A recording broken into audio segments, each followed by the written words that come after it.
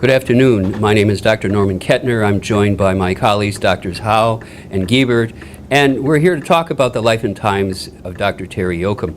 Dr. Howe, how did you meet Dr. Yochum? Well, in 1972, I went to National College to chair the radiology department, and I was told that I would have 3 residents who had just begun, and I only met 2.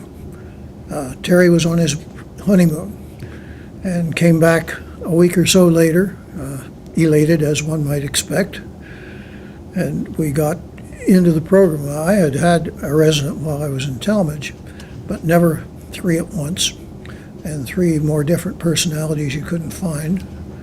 But it became apparent fairly early on that Terry was the more determined, shall I say, and dynamic of the 3. Not the brightest, but the one who would work the hardest.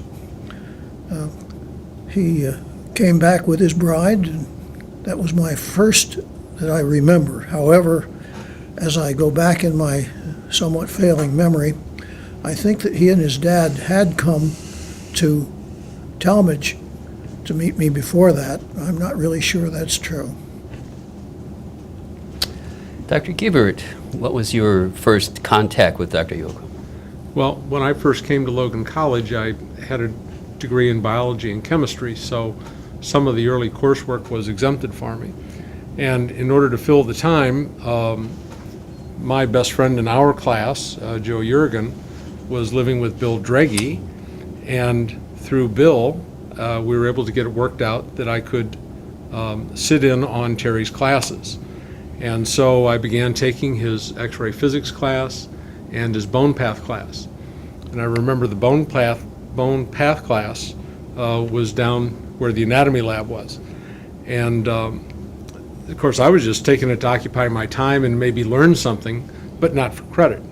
So I just sat in the back of the class, and I didn't have a book, I didn't study, and the same for his physics class. But when test time came, he permitted me to take the tests, and I actually would have passed the classes. So that was my introduction to him. And then you had experience, of course, in your residency in Australia.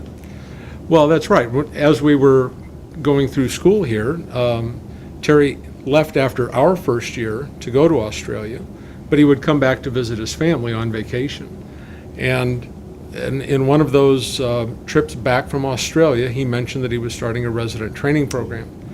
And by then I knew, having spent time with Terry and Andy Jackson here, that I wanted a career in radiology. So I inquired how to get accepted to the course, and he was kind enough to provide an application, and I was very lucky to be accepted to the program. I probably ought to tell you about how he got to Australia. Dr. Andy Kleinhans had been the chair of the Department of the Chiropractic at National College while I was there, and the division, the Clinical Science Division. And he had gone to Australia to head the program there, I guess he started the college there. He called me and asked if I was at all interested in going to Australia. Well, I was, but my wife vetoed that rather quickly because all the kids were here, and that was much more important to her than my going thousands of miles away. So I suggested to Kleinhans that he talk to Yochum, and he had known Yochum somewhat while he was there. Of course, he'd been his teacher in chiropractic courses, and he called, and it didn't take very long for Terry to make the decision that he was going to go, even over the objection of his father. Dr. Kettner, how did you meet him? Well, it was probably 1981 when Terry came back from Australia on a visit, and somehow we had communicated, probably through you, and I met him at his clinic, his dad's clinic actually, in South St. Louis, and he gave me an opportunity to review some of the teaching files that were stored in that clinic.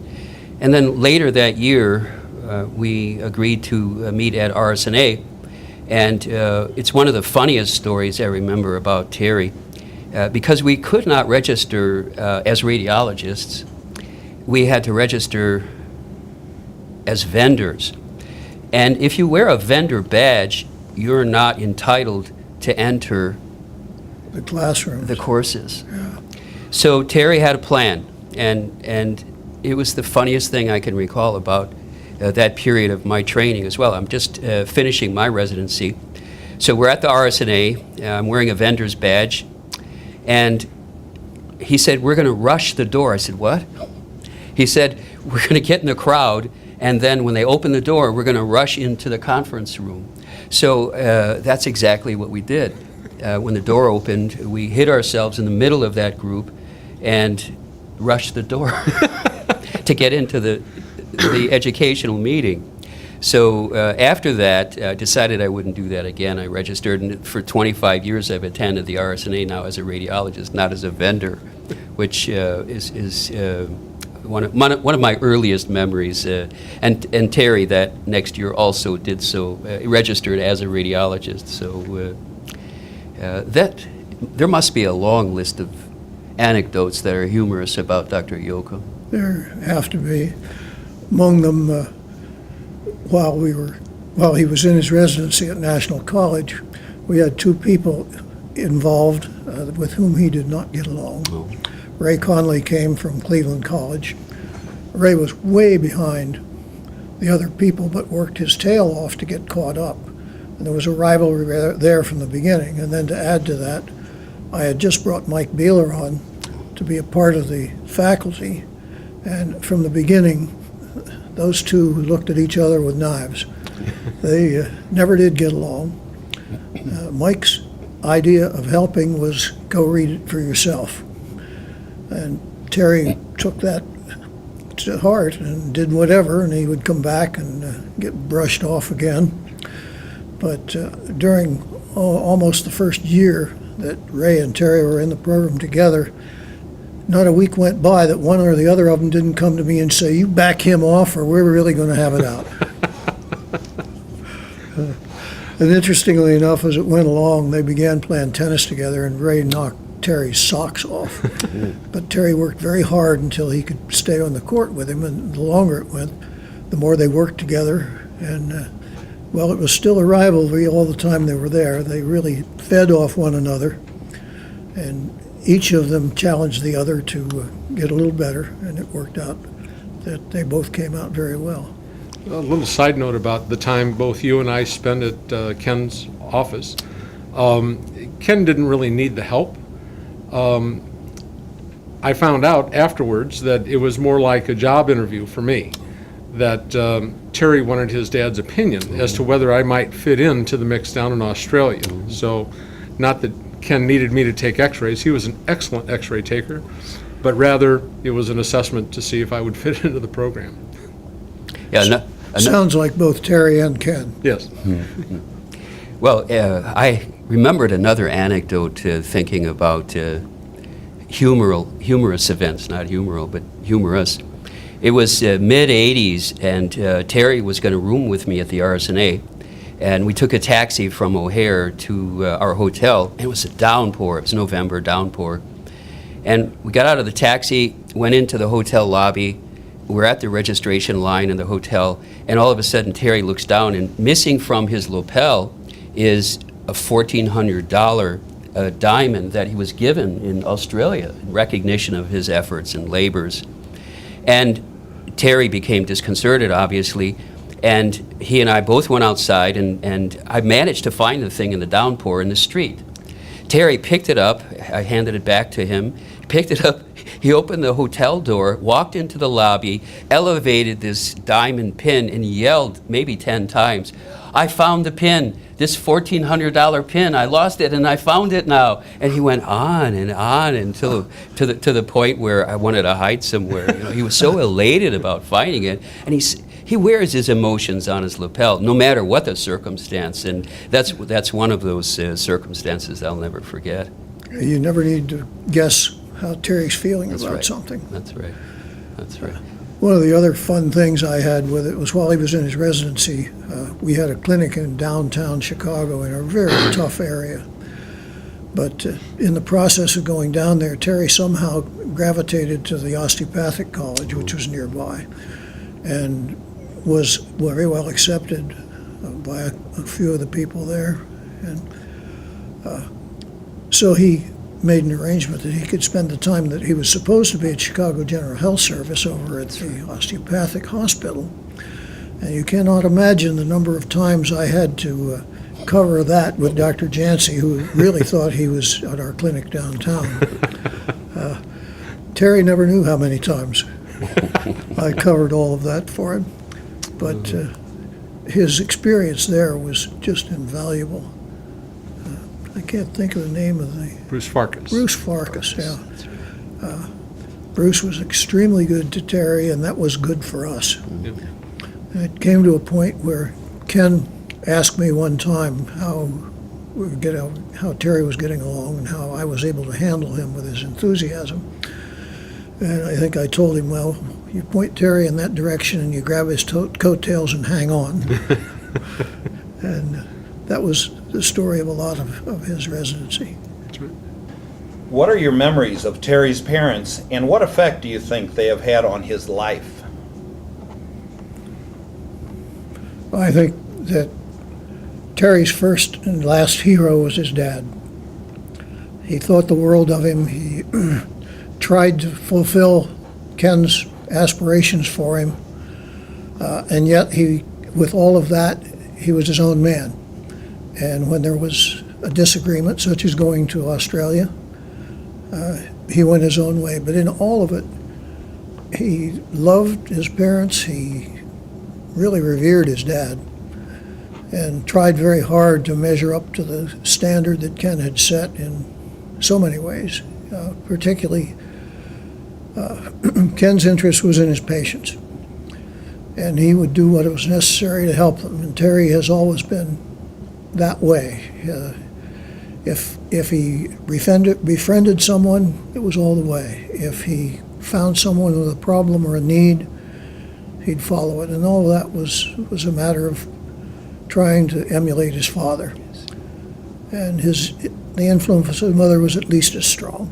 There was a great deal of love there and admiration and trying to please.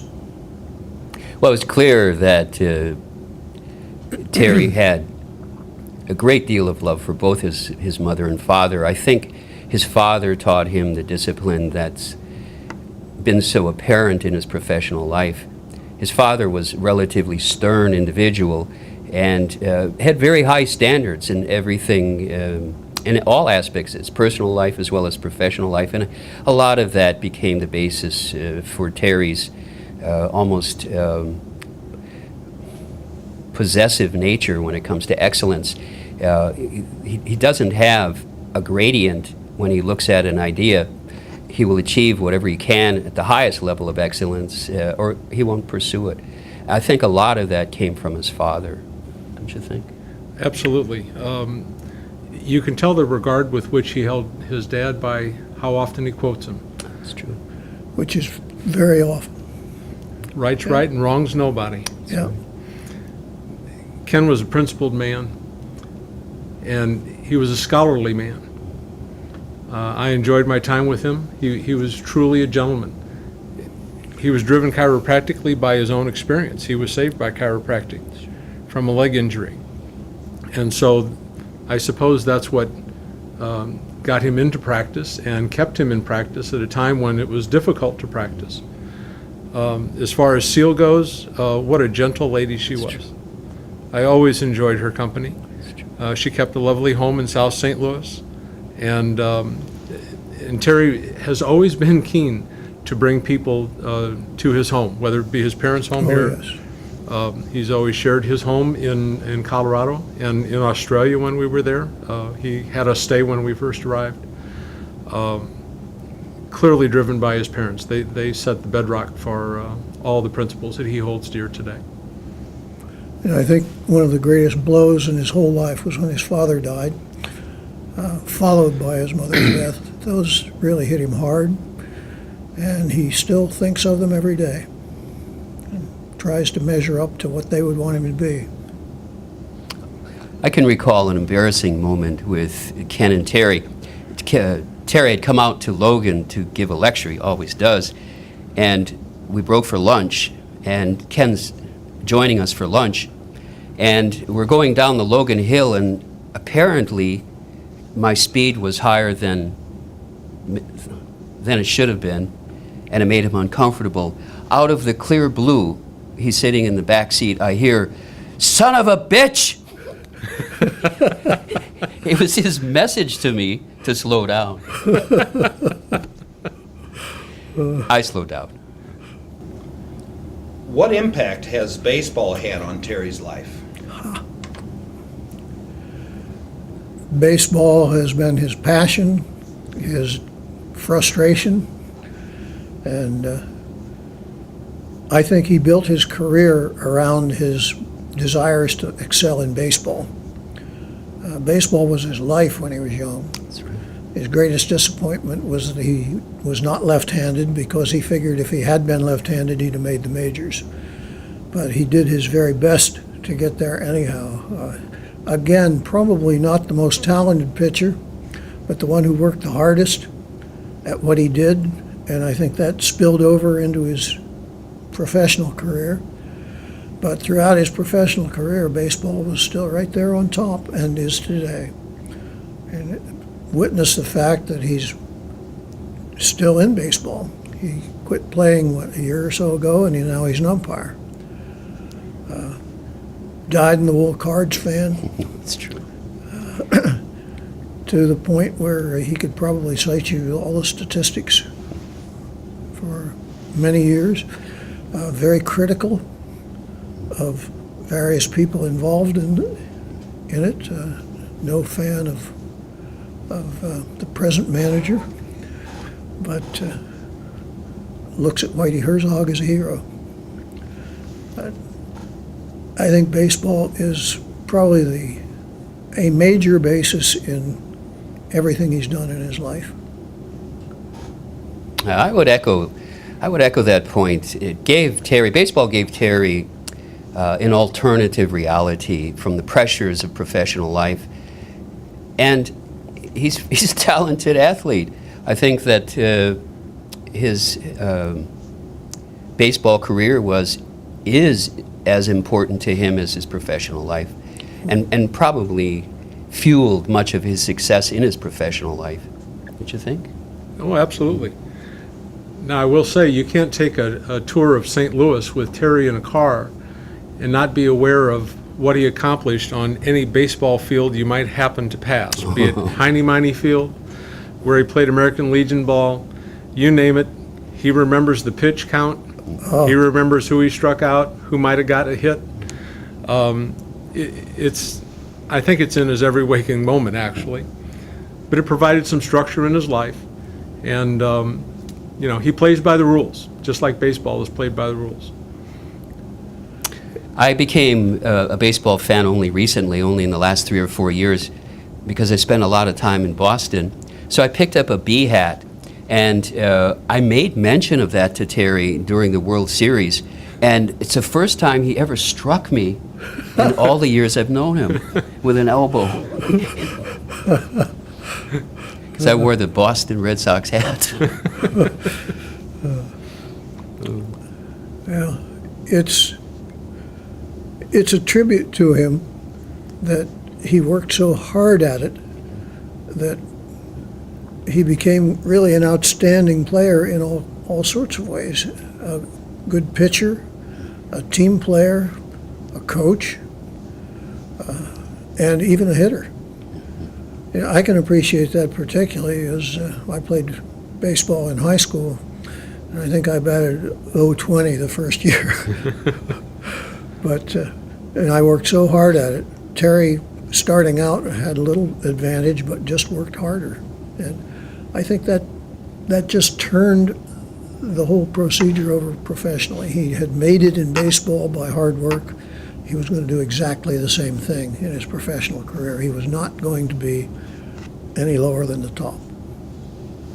What unique accomplishments in his profession do you know as being a first or unusual? Well, the first, obviously, is his book. It's a tome. It's viewed by the chiropractic profession as the Bible in radiology, in skeletal radiology. But it's gone beyond that. It's now used in medical and osteopathic colleges as well. That's the first, and that's his opus magnum, but it's certainly not all. He came back from Australia and had to make a living while he was going to do this book. And he came to me, and I was able to get him time with Los Angeles College of Chiropractic as a post-grad lecturer. At the time, Russ Earhart was the man out there, the one that everybody knew. And Terry very shortly overwhelmed Russ. Just his organization of things. The first lecture that he gave as he was a post-grad lecturer, the 7 Wonders of the Spine, put things into categories that nobody had thought of before. We taught categorical approaches to reading films. Terry took it to the next step. And then that was the basis of so much that he did thereafter. So those were firsts and somewhat unique.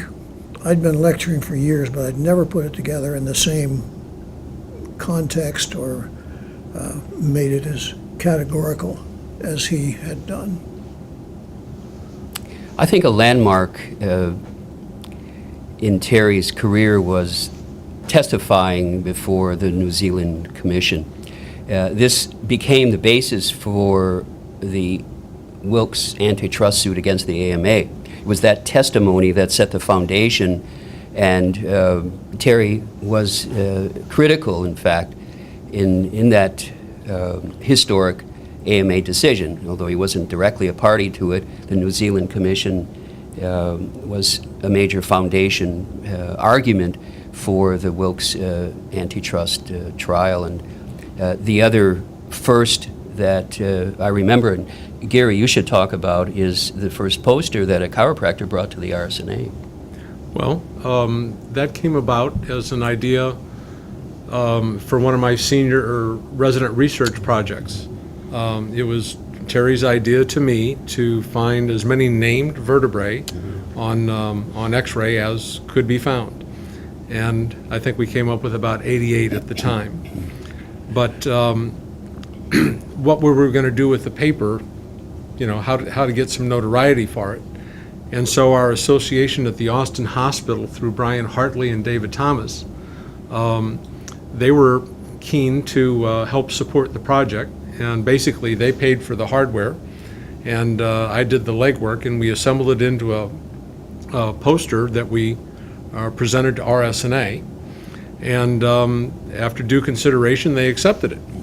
So not only was it the first poster at RSNA by a chiropractor, it was also the first poster from Australia. This would have been in 1981, I believe. So that was something. The other thing, That's the largest assembly in medicine. There are 60,000 people in attendance at the RSNA, and 99% carry MD, not DC, behind their name. well, that's right. No, it was a huge achievement to get it in there. I did have a conversation with Leonard Swisschuk, who was on the committee that accepted the exhibits. And this was after I had finished my time in Australia and moved to Houston. So I'm talking to Dr. Swisschuk down in Galveston, and brought up the fact that we had had this paper, or this poster at RSNA. And he said, "Oh, I remember you." Now, this was far enough after the fact, he should have forgotten who I was. But he remembered that, you know, it turned out the chiropractors were associated with this. And he said, had we known, we wouldn't have accepted it, because chiropractors were on the paper. And yet, the poster was good enough to win an award at the meeting. So I found that kind of ironic. I will also say Terry was probably the first and possibly the only chiropractor ever in Australia to wear green patent leather shoes. I'll leave it at that. You know, the attitude of the big people in radiology toward us was so interesting. I know you were there the day, and I think you were there too, Gary, when we sat in the back of the room while Harold Jacobson was presenting cases, and among us all, we had run off about a dozen of them, and Terry was calling out diagnoses about the time that the image hit the screen. And Jacobson leaned up to him and he says, "Who are you, son?" He said, "Are you a radiologist?" Or, "Yeah." "Are you a skeletal radiologist? We'd like to have you in the Skeletal Society." Terry turned around and said to him, "Doctor, you might want to know who I really am. I'm a chiropractor." And Jacobson said, "Son, what went wrong?" And we tried for quite a little time after that to get RSNA to accept him as a member. I had tried for several years and been turned down, and it just never happened. So in spite of the fact that he's a recognized author and his book is in medical schools and medical radiology residents are using it all the time, we still have the problem of being accepted by the hierarchy of the RSNA. Most doors that have stood in front of Terry's career have been kicked open. Yeah. There are still some more to go. It isn't from a lack of his trying. That's right. That's right. We ought to add to that Ken's comment on that, if Terry gets his foot in the door, his fat ass is going to follow.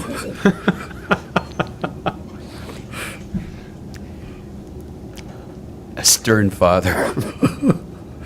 What contribution has he made to the profession of chiropractic in his own state of Colorado and nationwide and/or worldwide? Well, Terry's recent contributions in the state of Colorado have focused on unification within the state associations. He's been successful at unifying very disparate points of view. So his most recent contributions have been as a statesman, a kind of a new arena for Terry to enter, but one with which we welcome his energies. I think there are a lot more arenas that he should participate in terms of unification. Much of our profession needs that kind of energy. And he's dedicated to do it. He'll put forth the effort necessary. He'll travel throughout the country to help in that process. But he's had a worldwide effect on chiropractic. He's probably the best known chiropractor in the profession at this point, and he's gone wherever he's been asked and to places he hasn't been asked, and presented the work free in many cases, and has always been willing to be there when he was needed. So he's gone to the places where others had fear to go, and he's never backed down on it. It was remarkable to me when he went to Sherman College to present a paper on philosophy.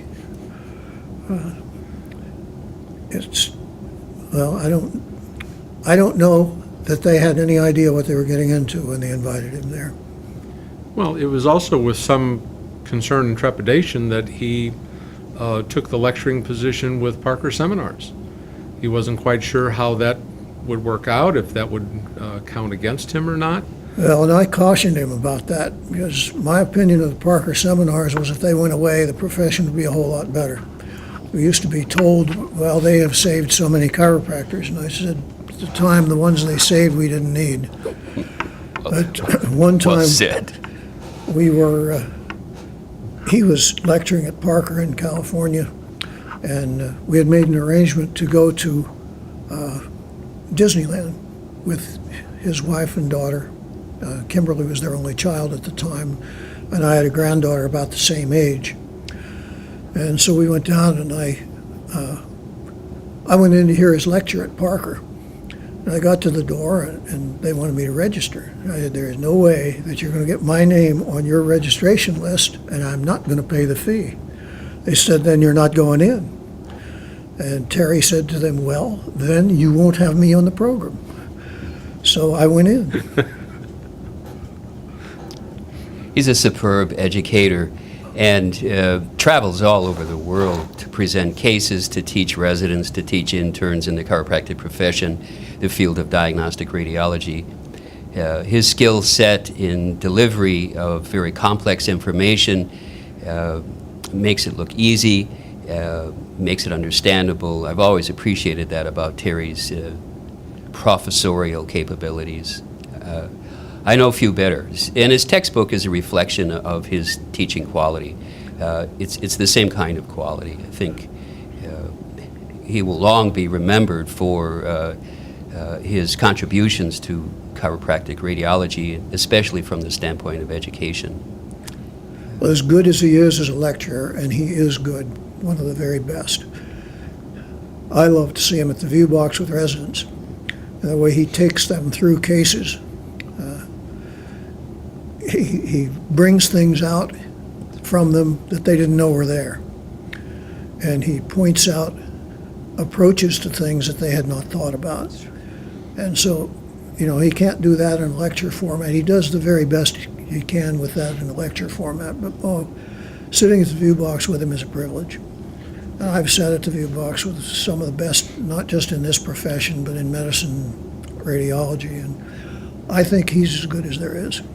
Well, and that was a big attraction in the residency program in Australia for me, is that I knew I'd get a chance to spend time with Terry at the view box. You didn't have any idea how much time, though, did you? Well, I should have, because before we left, Terry and his wife Inga took the opportunity to come to the home of my wife and myself and kind of let us know what we were in for as we would move halfway around the world. He had met my wife for all of 15 or 20 minutes, and I think this is a quote, "Nan, I want you to understand, when Gary comes to Australia, he's mine. And I don't want you calling to find out what time I'm going to let him come home." And frankly, it was sage advice, because that's exactly the way it was.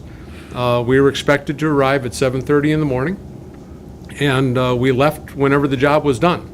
And sometimes that would be 4 o'clock, and sometimes it would be 6 o'clock. 8 o'clock wasn't uncommon. Then we would go spend time at the satellite clinics. But I remember one night distinctly where we went to the Austin Hospital, and we were copying slides for our teaching libraries. And that session lasted till about 2 in the morning before we finally got to go home and then turn around and be at school at 7:30 after that. So the man was driven.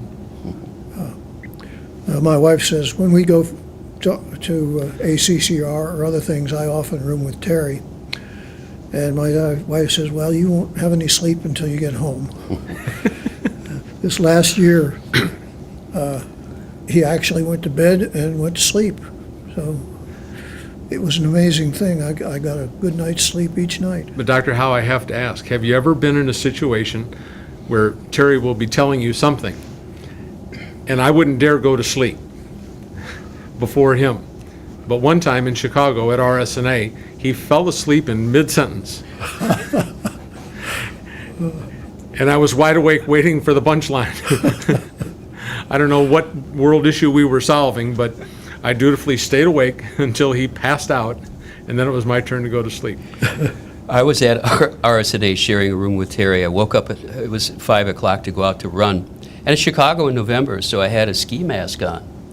And I was trying to be quiet, but apparently I had awakened him, and he saw my ski mask and thought that it was a burglar in the room. I literally confused and frightened him under that circumstance for a few seconds. Yeah. It's a good thing you didn't have something he could throw at you. That's right. The book, that would have been the end. What do you believe has been the nucleus for Terry's success as an athlete and/or a chiropractic radiologist? Terry never wanted to be anything but the best that he could be. Not necessarily the best of the best, but the best that he could be. And I think that's driven him in every aspect of his life. He knows sometimes that he's starting out with a handicap, but the thing that's important to him is to keep pressing on to get all that he can get out of himself, and he won't quit until he's reached that point. He's driven to do that. Terry's blessed with a lot of natural human resources. He has a large level of motivation. He has discipline. He recognizes loyalty in human endeavors, which allows him to be surrounded by a network of people who are his peers, and he is energized by that kind of environment. So I think as a human being, he carries with him all of the necessary resources for success, whether he's an athlete or in his professional life. I think he has a lot to be thankful for. Well, I believe Terry's a winner. He's a winner at everything he's tried. And he has a personality that is likable. He has a cadre of friends that like him. And as a result, they want to help him.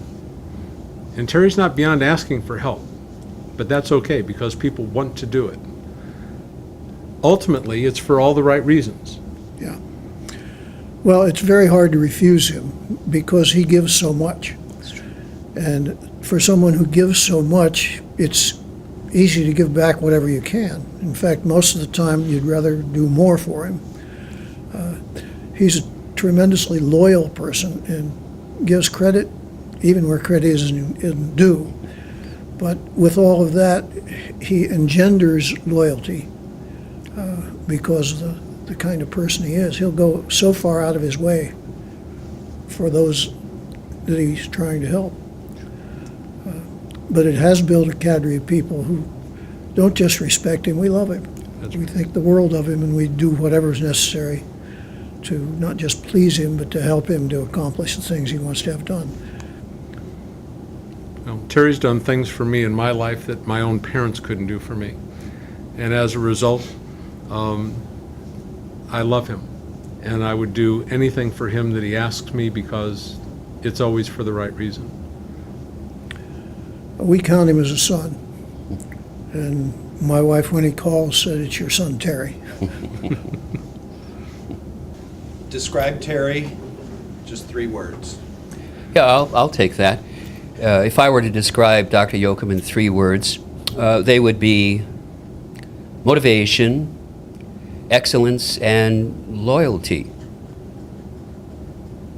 I think that would characterize him in my view. If you go one more word, I'd put generous in there. Very good. Fair enough. I don't know very many people who have tried so hard to give back.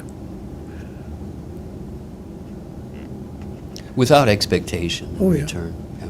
No, never an expectation No. that something come back. I don't think I can add more than what they've already said. There you go. That says a lot there, too.